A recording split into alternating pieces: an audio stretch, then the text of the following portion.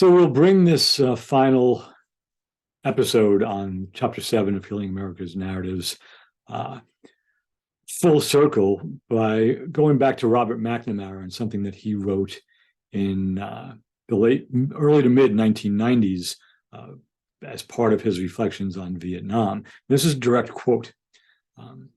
In the post-war years, and he's referring to post-World War II.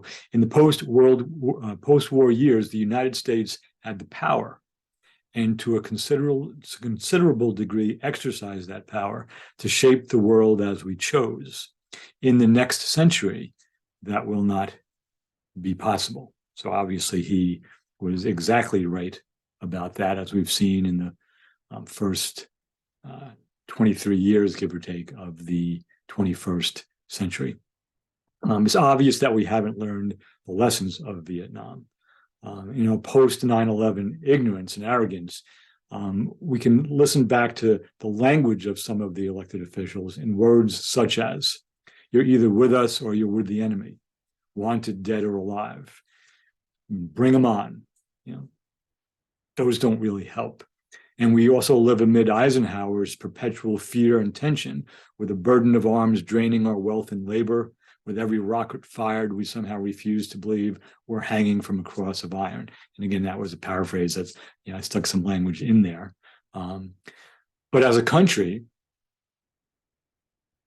both our leaders and those who elect them, which would be us,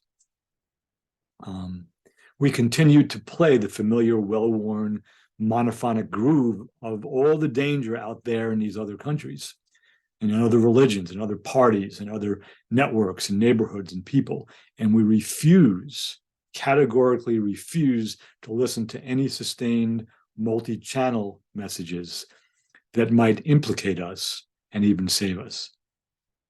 And this particular recording is taking place in January of 2023. So the 2022 the midterm elections are over, and the new Congress is displaying as much divisiveness and party politics as any that has come before it. So we're no better off.